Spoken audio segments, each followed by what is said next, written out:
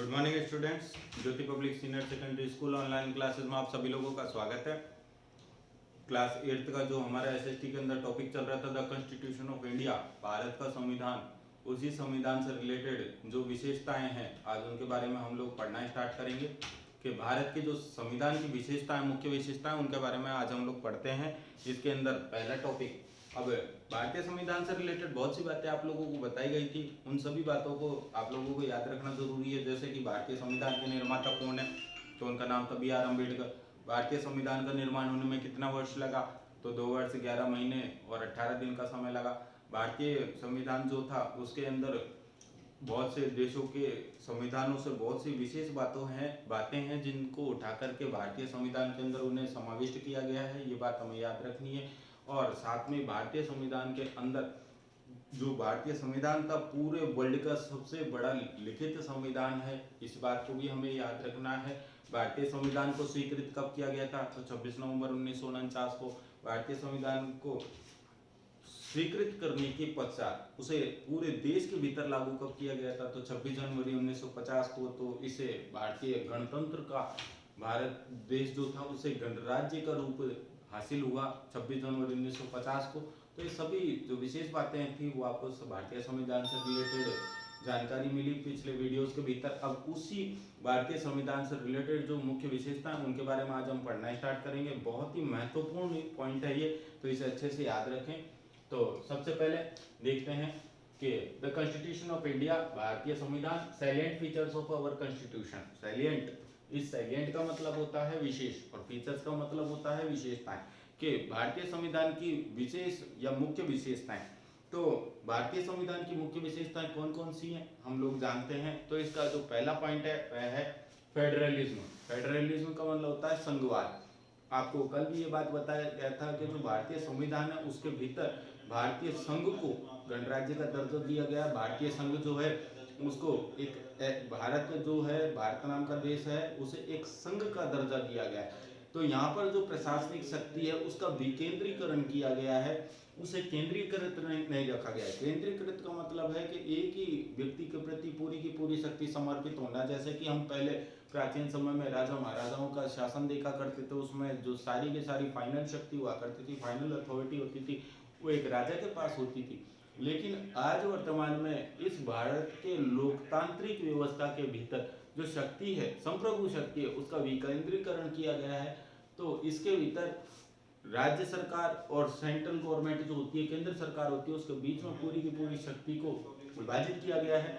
तो फेडरलिज्म का मतलब होता है कि भारत का प्रशासन को कई अनेक भागों में बांटने के बाद में भी जो सर्वाधिक सर्व प्रमुख शक्ति है वह भारतीय संघ की ही होगी और भारतीय संविधान में इनका सर्वोच्च मुखिया होगा। तो देखते हैं, this system imply the existence of more than one level of government in the country. अब संघवाद का मतलब क्या है, तो यहाँ कहा गया है कि इस भारतीय लोकतांत्रिक प्रशासनिक व्यवस्था के भीतर भारत का जो देश है उसके भीतर एक से अधिक सरकारों का स्तर होगा और इसी प्रक्रिया को, इसी व्यवस्था को हम संघवाद कहते हैं। अभी आपको बताया गया कि भारत का जो सरकार है उसको शक्ति को कई भागों में बांटा गया है।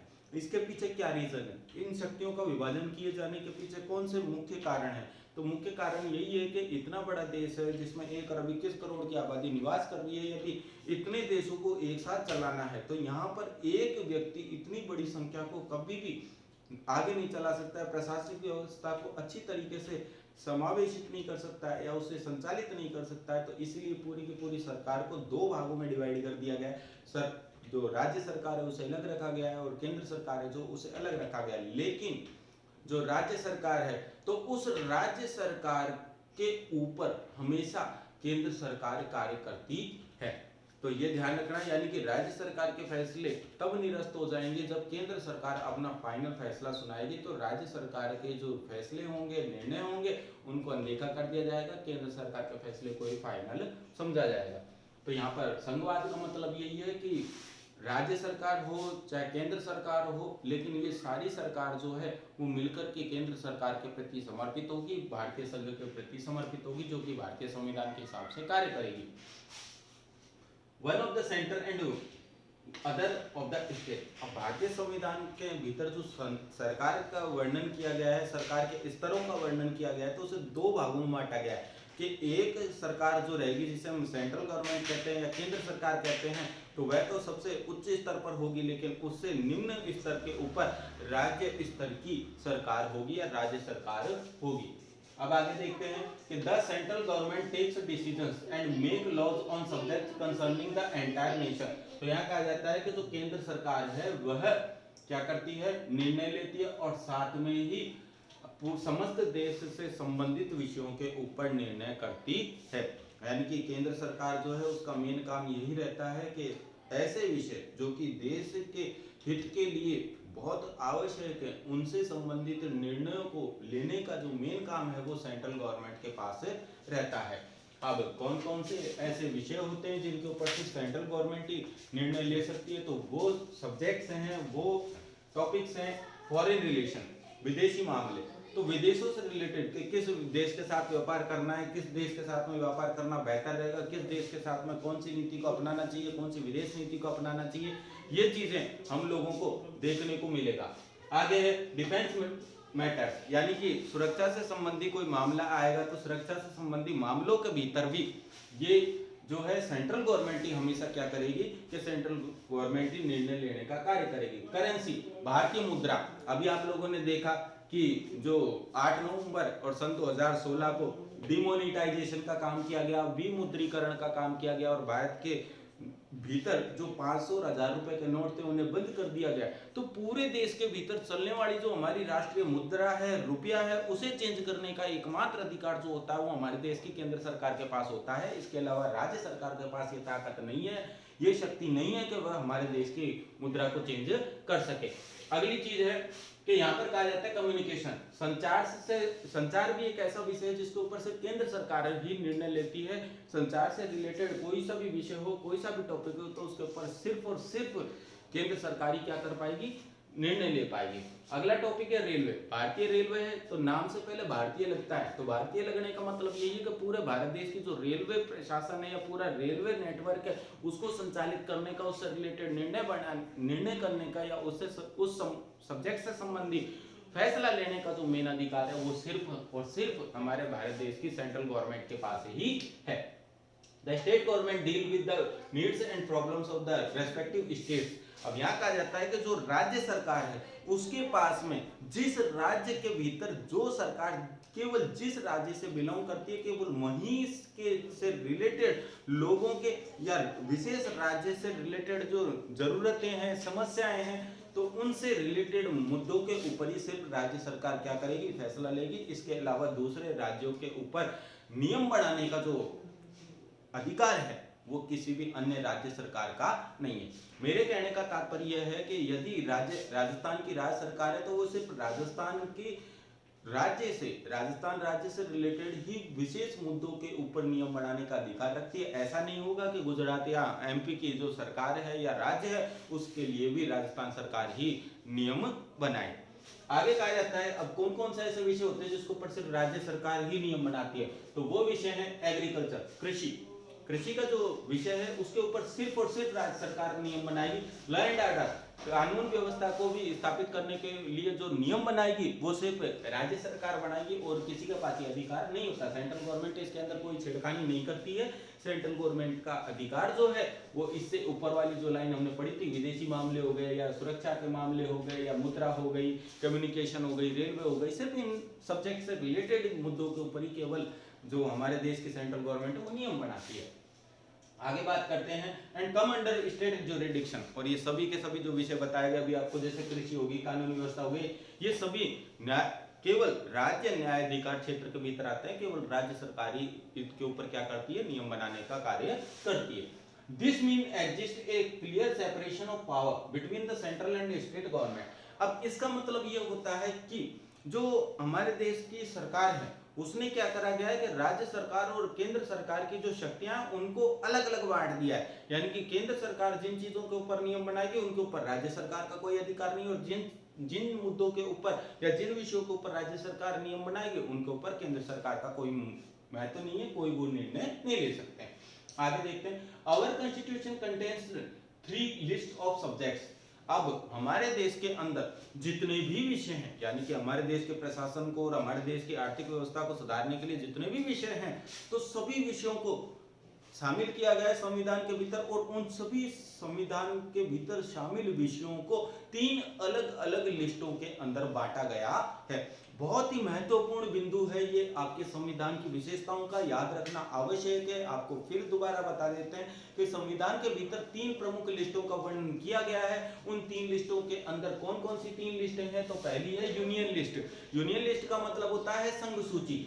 दूसरी है कंकरेंट लिस्ट, इसका मतलब होता है समवर्ती सूची। और तीसरी जो लिस्ट है वो स्टेट लिस्ट के नाम से जानी जाती है, जिसे हम राज्य सूची कहते हैं। अब आप सोच रहे होंगे कि इन सूचियों का नाम, आप में से कुछ लोगों ने इनका नाम पहले भी सुना होगा संविधान से रिलेटेड विशेषताओं के भीतर। तो इन सूचियों में क्या है? इन सूचियों के अंदर कुछ ऐसे विषयों का वर्णन किया गया है, तो इनको 3 भागों में बांटा गया। अब 3 भागों में बांटा है तो किस सूची के भीतर क्या विशेषता होती है, कौन से सब्जेक्ट शामिल किए जाते हैं, और किस सरकार के पास ये अधिकार होता है कि इन सब्जेक्ट से रिलेटेड नियमों को बना सके, कानून बना सके। तो देखते हैं सबसे पहले यूनियन लिस्ट। अब जब हमारे देश का संविधान तैयार हुआ था, उस समय इस यूनियन लिस्ट में संघ सूची के भीतर 97 विषयों को शामिल किया गया था। 97 सब्जेक्ट्स थे इसके भीतर, लेकिन संघ सूची के भीतर जो ये 97 विषय थे उनको समय के हिसाब से धीरे धीरे चेंज कर दिया गया, और आज एट प्रेजेंट में जो संख्या है संघ सूची के भीतर, वो 100 सब्जेक्ट ऐसे हैं जो कि इस संघ सूची के भीतर आते हैं। अब संघ सूची की खास बात क्या है कि जब संघ की बात आ जाती है, यूनियन की बात आ जाती है, तो उस जगह पर केवल हमारे देश की जो सेंट्रल गवर्नमेंट है, केंद्र सरकार है, वही इन सभी सब्जेक्ट्स के ऊपर, यानी कि जो ये 100 सब्जेक्ट हैं, इनसे संबंधित किसी भी नियम को यदि बनाएगी तो हमारे देश की केवल केंद्र सरकार बनाएगी। बाकी किसी भी राज्य सरकार को अधिकार नहीं है कि वो इन सब्जेक्ट्स के ऊपर नियम बनाए या कानून बनाए। तो ये बात हमें याद रखना है। संघ सूची का मतलब यही होता है कि सेंट्रल गवर्नमेंट मेक्स लॉज, यानी कि जो केंद्र सरकार है वह केवल क्या बनाती है? नियम बनाती है। केवल कौन से विषयों के ऊपर? यूनियन लिस्ट के ऊपर। अब हम आगे बात करते हैं कि कौन कौन से विषय आते हैं इसके भीतर, जैसे रेलवे, बैंकिंग, डाक, सेना, रक्षा, स्टॉक, बीमा, विदेशी मामले या आरबीआई, मुद्रा, संचार, जनगणना और परमाणु ऊर्जा। ये सारे ऐसे सब्जेक्ट्स हैं, सारे ऐसे विषय हैं जिनके ऊपर केवल और केवल केंद्र सरकार ही क्या करती है? नियम बनाती है। इसके ऊपर बाकी किसी और सरकार का कोई अधिकार नहीं रहता है। आपको अभी मैंने एक उदाहरण दिया डिमोनिटाइजेशन का या हमारे देश की मुद्रा को चेंज करने का, तो आरबीआई के पास ही ये अधिकार होता है कि मुद्रा को चेंज कर सकती है। भारतीय सरकार बताती है आरबीआई को आपको क्या करना है, तो नोट को चेंज करना है। तो आपने देखा कि भारतीय सरकार ने ये फैसला लिया था, कोई भी किसी भी देश के राज्य की जो सरकार है वो ये फैसला नहीं ले सकती। अब हम बात करते हैं अगली लिस्ट के बारे में, कंकरेंट लिस्ट। अब ये कंकरेंट लिस्ट क्या होती है? इसको हम हिंदी में कहते हैं समवर्ती सूची। अब समवर्ती सूची का मतलब क्या होता है? ये एक ऐसे विषयों की सूची है कि जिसके भीतर ऐसे विषयों को शामिल किया जाता है जिसके ऊपर केंद्र सरकार प्लस राज्य सरकार, दोनों सरकारें क्या कर सकती हैं? नियम बना सकती हैं। ऐसे विषय शामिल किए गए सूची के भीतर जिसके ऊपर केवल दोनों की दोनों सरकारें, चाहे वो केंद्र सरकार हो चाहे वो राज्य सरकार हो, दोनों के दोनों इसके ऊपर क्या कर सकते हैं? नियम बना सकते हैं, कानून बना सकते हैं। अब इस करंट सूची में या समवर्ती सूची में जब पहली बार इसका निर्माण किया गया था, संविधान का निर्माण हुआ था, तो 47 सब्जेक्ट्स थे, लेकिन धीरे धीरे इसके भीतर भी सब्जेक्टों को बढ़ाया गया और इसकी जो संख्या है वो आज हो चुकी है 52।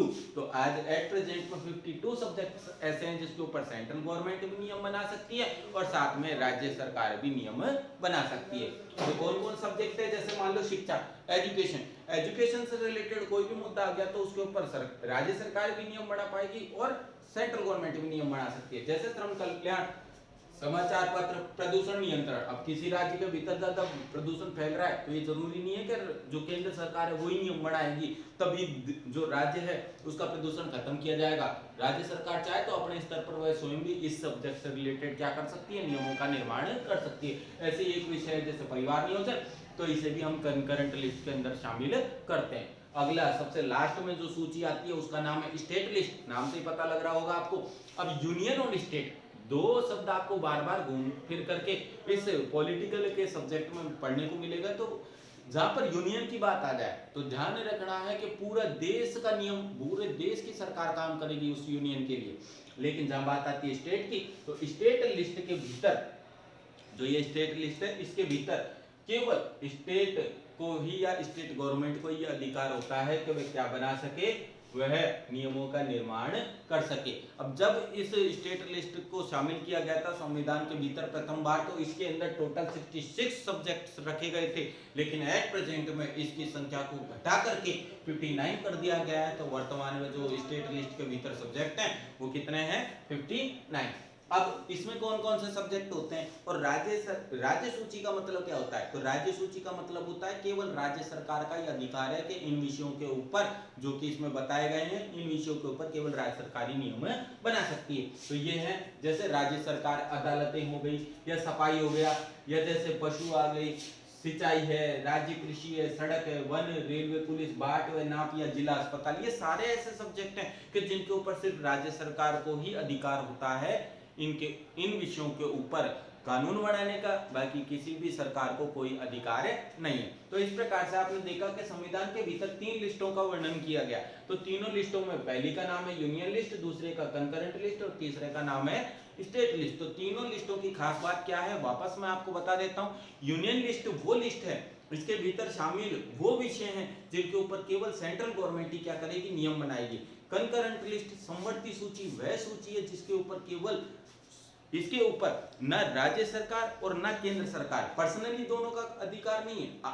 दोनों सरकारें चाहें तो इन विषयों के ऊपर क्या कर सकती हैं, नियम बना सकती हैं। यानी कि किसी एक विशेष सरकार को अधिकार नहीं है, दोनों सरकारें चाहें तो इन विषयों के ऊपर क्या कर सकती है, नियम बना सकती है। और सबसे लास्ट की बात करते हैं हम स्टेट लिस्ट की, तो जिसके नाम के आगे स्टेट लग रहा है तो आप स्वयं समझ सकते हैं कि इस लिस्ट के अंदर शामिल विषयों के ऊपर केवल और केवल राज्य सरकार को ही क्या करने का अधिकार है, कानून बनाने का अधिकार है।